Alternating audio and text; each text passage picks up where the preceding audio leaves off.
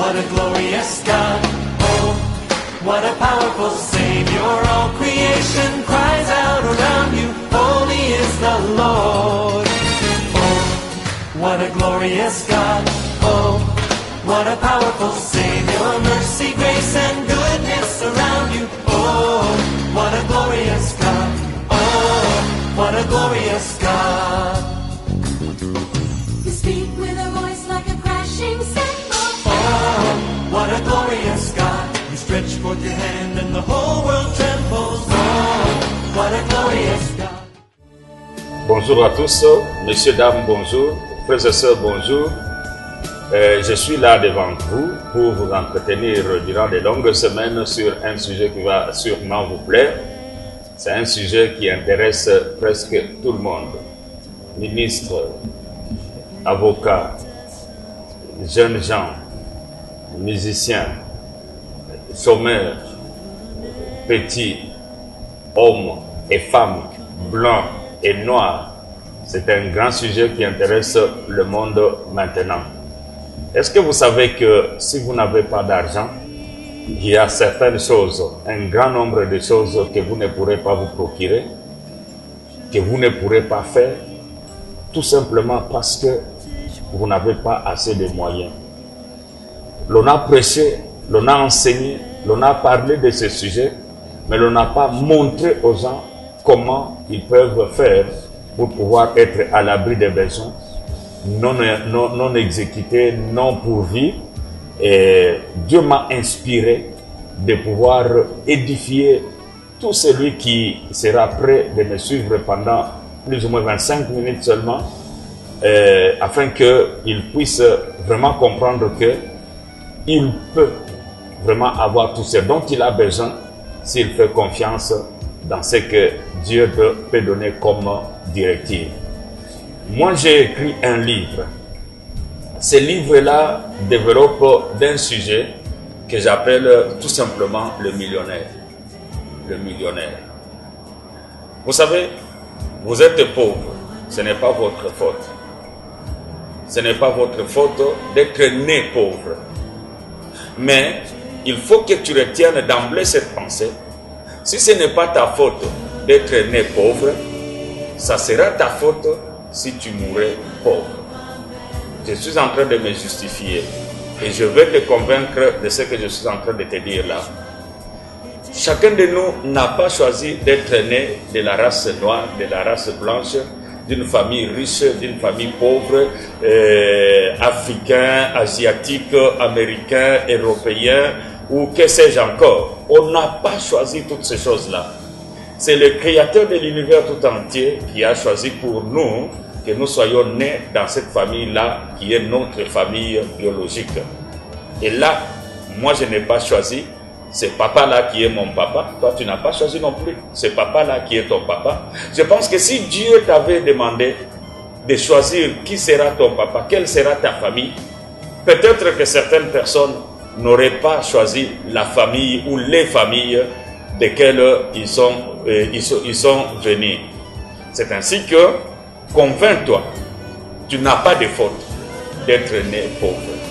Ce n'est pas ta faute que tu sois né pauvre. Mais ce qui est sûr est que si tu mourrais pauvre, ça sera alors ta faute. Parce que tous nous avons les mêmes chances dans ce monde. Regardez, l'enfant de la reine Elisabeth naît nu. L'enfant des grands présidents du monde naît nu. L'enfant des pauvres naît nu. L'enfant des asiatiques naît nu.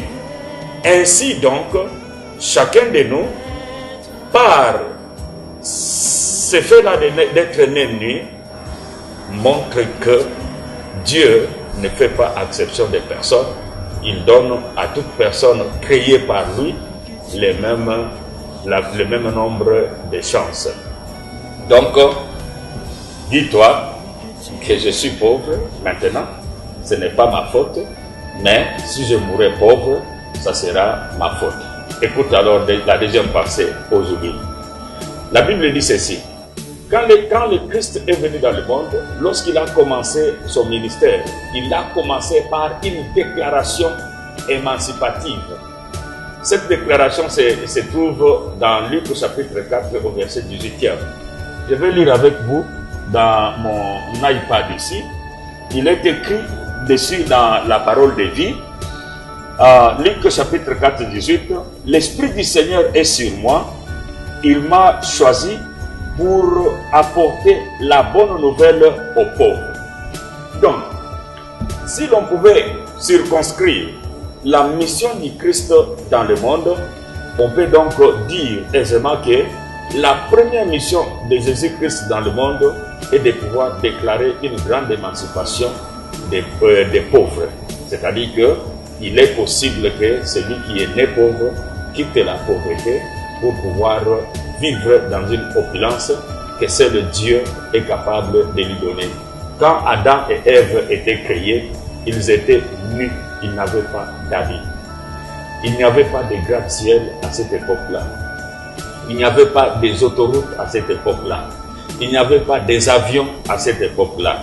Il n'y avait pas. Mais il y avait des richesses que Dieu avait placées sur la terre, et Dieu avait demandé à Adam et Ève de pouvoir cultiver la terre, de pouvoir garder la terre, de pouvoir enrichir la terre.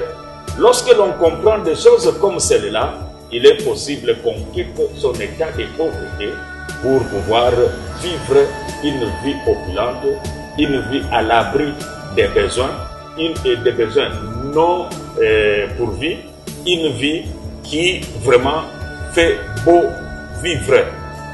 Aujourd'hui, il y a plusieurs personnes qui sont là à toujours pleurnicher. Je n'ai pas ceci, je n'ai pas cela, je n'ai pas cette autre chose, ainsi de suite. Mon frère, au lieu de pouvoir pleurnicher, il faut pouvoir réfléchir comment tu peux trouver ce que tu n'as pas. La Bible dit, au jour du malheur, au jour du bonheur, sois heureux, mais au jour du malheur, réfléchis. La réflexion peut nous conduire à pouvoir trouver des solutions pour pouvoir mener notre vie autrement. Regardez. La différence entre le pauvre et le riche se trouve du fait que le riche fait un effort pour pouvoir améliorer son état de vie. Tandis que le pauvre, lui, ne fait pas d'effort, mais il compte sur quelqu'un d'autre pour que cette personne-là puisse l'aider à devenir ou l'aider à pouvoir pourvoir à ses besoins. Lorsque tu vis cette sorte de vie, sache bien que tu ne seras qu'un esclave, tu ne seras que dépendant de toute autre personne. Et moi, je ne veux pas que tu puisses être dépendant. Je répète la pensée de Jésus et que il est venu pour proclamer la plus grande émancipation de génération en génération. L'Esprit du Seigneur est sur moi, donc il m'a oint pour annoncer la bonne nouvelle aux pauvres. Alors, on a prêché sur ce sujet. De quelle manière alors? Donnez et Dieu vous donnera. Donnez et Dieu vous donnera. Donnez et Dieu vous donnera. Et les gens ont donné, mais ils ne savent pas comment produire ce qu'ils vont devoir donner. C'est ainsi que d'autres sont devenus des incrédules. On a commencé à critiquer le message chrétien, alors que Christ a dit de lui-même, je suis le chemin, la vérité et la vie. Le message chrétien, c'est un message qui émancipe la personne. Le plein évangile n'enseigne pas que de donner. Donner doit venir en dernière position. Lorsque l'on a produit des richesses, c'est alors que l'on va devoir donner. Frères bien-aimés dans le Seigneur, avant de pouvoir chercher à être quelque chose, ou alors laissez-moi dire en d'autres termes, lorsque quelqu'un ne croit pas qu'il est malade, lorsque quelqu'un n'accepte pas sa maladie, il est difficile qu'il aille chercher un médecin. Il y a certaines personnes qui pensent être quelque chose, mais qui ne le sont pas réellement. Donc, guérir quelque chose, il faut d'abord faire le diagnostic trouver le problème et puis alors donner maintenant la solution ou la thérapeutique qui va devoir soigner la maladie. Donc, aucun malade ne peut être guéri s'il ne va pas trouver des médecins. Avant d'aller trouver les médecins, le malade doit d'abord s'identifier à sa maladie. C'est-à-dire que croire que je suis malade parce qu'il est en train de sentir les symptômes de la maladie, il croit qu'il est malade, alors il va devoir maintenant chercher là où se trouvent les médecins pour pouvoir trouver la guérison. C'est ainsi que je veux nous conduire dans ce que j'appelle la définition sur la pauvreté, afin que nous soyons d'accord sur un fait et que nous puissions rechercher des solutions de nos vies. Être pauvre, selon les penseurs, celui qui est pauvre, c'est la pauvreté et le manque d'argent, le manque de ressources. C'est-à-dire que la personne qui est pauvre manque l'argent, il manque les ressources nécessaires pour pouvoir pourvoir à ses besoins. La deuxième définition, la pauvreté, c'est le manque de biens. Donc, vous pouvez vous retrouver où vous êtes, je ne sais pas quels sont les biens que vous avez, et vous pouvez en avoir quand même parce que quelqu'un peut avoir même une chemise, un stylo comme je l'en ai comme ça, ou une paire de chaussures, mais ce n'est pas suffisant, cela ne va pas résoudre tous tes problèmes. Donc, manque de biens. L'autre définition, c'est celui qui a peu d'argent.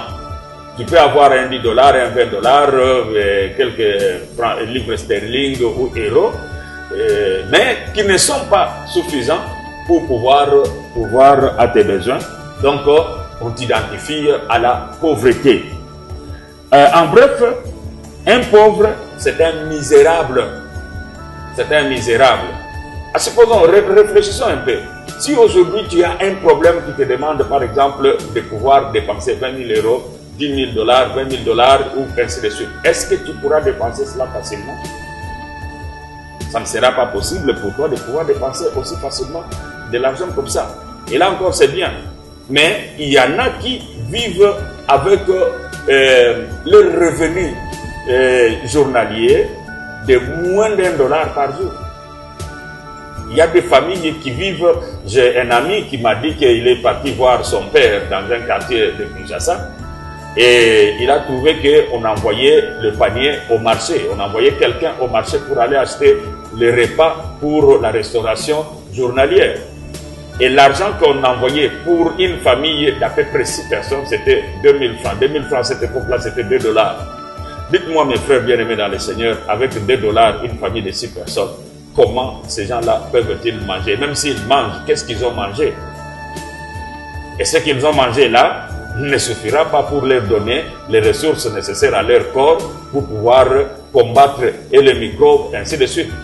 Et ces gens-là seront donc, ils ne seront pas à l'abri des maladies, des problèmes, ainsi de suite. Et il y en a d'autres qui font des distances et des distances à pied. Ils se fatiguent, s'époumonnent, alors que sous d'autres cieux, le transport n'est rien. Alors, donc, si tu vis avec moins d'1 $, moins de 2 $ par jour, mon frère, c'est que tu es dans la catégorie qu'on peut appeler tu es pauvre. La pauvreté, elle est mauvaise. Elle est mauvaise. Parce que la Bible dit, le pauvre ne parle qu'en suppliant. Lorsque l'on est pauvre, l'on n'a rien à dire dans une réunion familiale. Regardez par exemple les pays pauvres. Qu'est-ce que ces pays pauvres ont à dire dans les concerts des nations? Ils n'ont rien à dire. Nous avons les 5 membres permanents des conseils de sécurité. Ce sont des pays riches. C'est à cause de leur richesse, à cause de leur puissance, qu'ils peuvent siéger, qu'ils peuvent avoir le droit de veto. Mais les pays pauvres, ils n'ont rien à dire dans le monde. Tout le monde domine sur ces pays-là pauvres. Donc, si tu es pauvre, tu seras l'esclave de tout le monde. Même un petit enfant riche, il peut te dire, et toi, viens. Il t'envoie faire des courses. Peut-être que tu ne seras pas d'accord de faire, mais tu le feras parce que tu n'as plus rien à faire, tu n'as pas de choix. Tu le feras parce que tu as besoin que cette personne-là te soutienne. Et parfois, le soutien en question qu'il est en train de te donner n'est pas un soutien qui peut t'aider à pouvoir résoudre la plupart de tes problèmes. Donc, moi, je suis avec le Christ dans ta maison, auprès de toi, dans ton appareil. Chaque semaine, nous serons là en train de discuter avec toi de comment tu vas sortir de cette pauvreté-là. Donc, le pauvre parle toujours en suppliant. J'ai vécu des expériences atroces de la pauvreté, moi qui vous parle. J'ai vécu dans la pauvreté honteuse. D'emblée, je vais vous dire ceci. Mon père est décédé quand j'avais 5 ans. Mon père ne nous a pas laissé même une case. Pas même une case. Et comme je suis là, comme vous me voyez, je n'ai même pas la photo de mon père. Il n'en avait pas. Il est mort à notre village natal. Mais regardez que quelqu'un au village, il ne laisse pas un héritage, pas même d'une case, pas même un vélo, quoi, rien du tout, rien. Et cet homme avait 5 ans quand ce papa-là mourait. Je suis élevé par notre maman. Notre maman, pour m'élever, moi et mes frères et sœurs, ils devraient faire les petits commerces. Ces petits commerces-là, que lorsque je les regarde maintenant, je trouve bien que c'était de la honte. Vendre les cacahuètes dans un petit bassin comme cela pour pouvoir nourrir, élever quelques 2 ou 3, 4 chèvres au village pour pouvoir nourrir ses enfants. Et c'est comme ça que nous avons grandi.